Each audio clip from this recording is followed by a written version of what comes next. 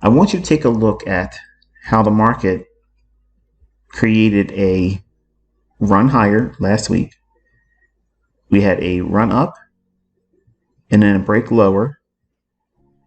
When we see that, you understand that this pattern here is if we trade above it, come back down in, that should be what? Treated as a bullish breaker, right? Not when we're in trend continuation. We're in trend continuation. I want to see the low, high, lower low, and then the next day, if we rally through it, like we do here, so here's Monday's trading. Now we have 1, 2, 3. Isn't that a 3 drives pattern? And that's a topping pattern, right? No. No. What did I say this morning? We're not trying to call tops. So anyone that would have saw this as a 3 drives pattern here, or 3 Indians pattern if you're a reader of Street Smarts books, which is, in my opinion, one of the better books out there. But that's not a 3 drives pattern. That's not a 3 Indians pattern. Okay? It is a setup for those individuals that want to use that idea. So one of the things that I codified in my algorithm is if there is a opportunity for the market to continue higher or lower, everything I'm going to show you here, just reverse it. But since I'm bullish, and I told everybody I was bullish, I was looking for a drop in. Drop into what? We'll get to that. That price level up there, 16,028.75.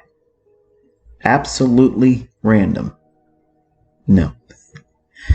If you look at the price range from the low to the high, this is a breaker. But there's something specific about this breaker that we have to know and then use it slightly different. Low, high, lower, low. This stops out longs. So longs are now no longer allowed to be participants of the next energetic price leg higher. I am not requiring price to trade in a normal sense with the breaker.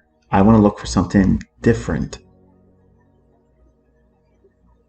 This low up to this high, that is the standard measurement for projection on targets. So if this was a classic breaker, you would use the low to the high. And the lower low that goes below this low here, that sets the tone for the pattern as a breaker. But for swing projections, for targeting purposes, all we're doing is taking the low to the high, 1 standard deviation. That's what we're looking for.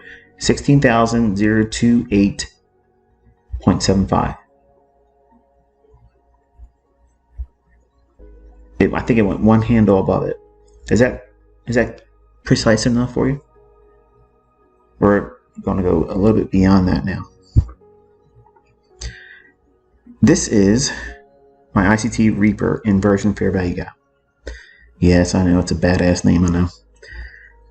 A Reaper Inversion Fair Value Gap is when you're inside of a breaker, you're going to cut through candles because we are not supply and demand, folks. I can't stress this enough. This is one of those lessons where you can look at folks on the internet to try to say I rebranded stuff, or I call supply and demand something different, or I complicate it.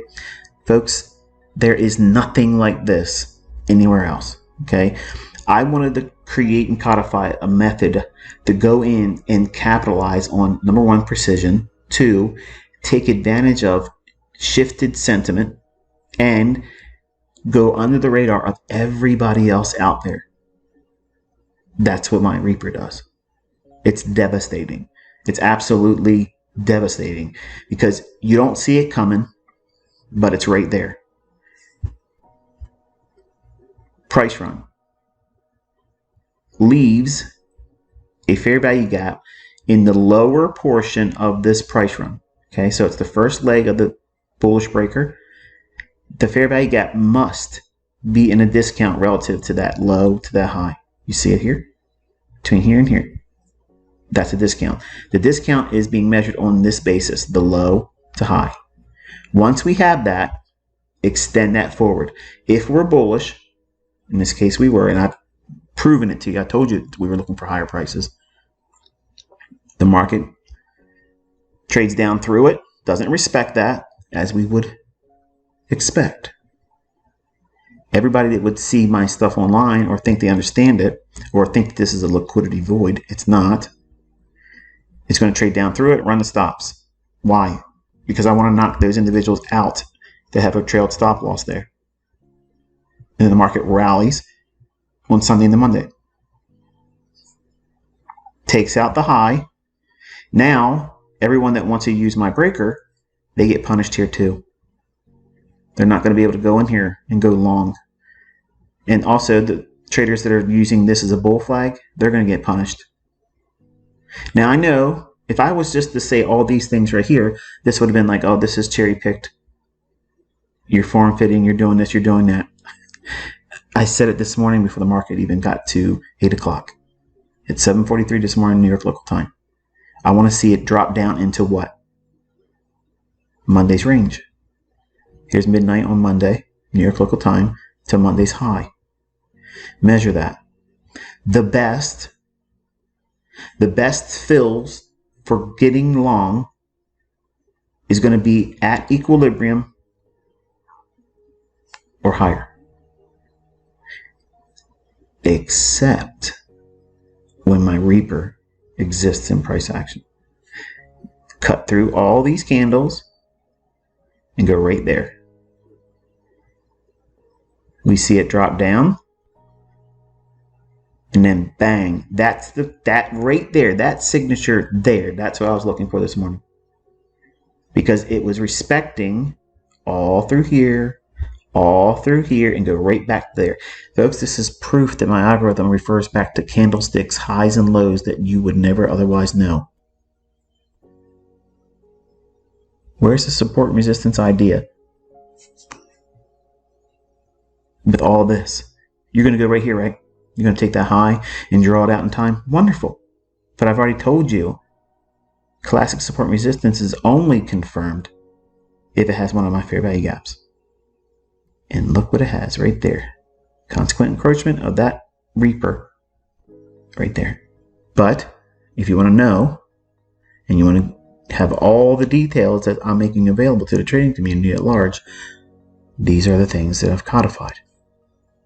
A Reaper is a fair value gap in a discount of the impulsive price leg of a bullish breaker. Reverse it. A bearish ICT Reaper inversion fair value gap would be a bearish breaker that would have a fair value gap in the premium side of the impulsive price leg. So all of these things are completely reversible, but the context is you have to have a bias. There has to be some kind of retail idea that would lure traders in. Well, we have here, bull flag. It drops down in to what? The previous day's range. Now look at the bodies respecting 50% of the previous day's range. See that? Remember, the wicks do the damage. That's the Reaper's job. And then that little signature right there tells me it's done, it's going to go higher. I'm entering on that candle.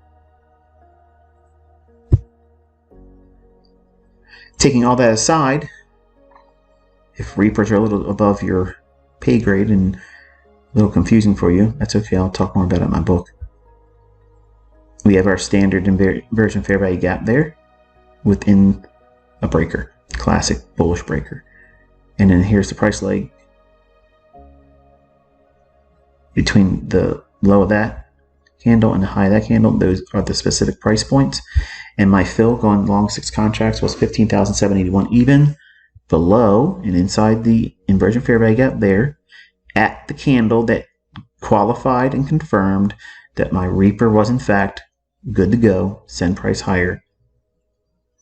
And I took a market exit. It wasn't a stop out. I just simply closed it because my intentions were going to be somewhere else and I wasn't going to be able to do anything I wanted to do managing it on my cell phone.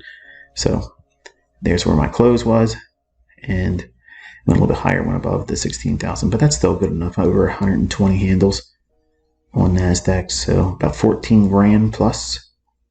So not bad for a couple hours of leisurely fishing. And here is the 1 minute chart on NASDAQ. What I was entering also was we had this run up, and as the candle was dropping down, I'm going to enter that right there. And then this would be your classic return in for a fair value gap, bullish breaker, and then secondary entry would have been here. You could have took that one and round on up, and this is where I closed it manually.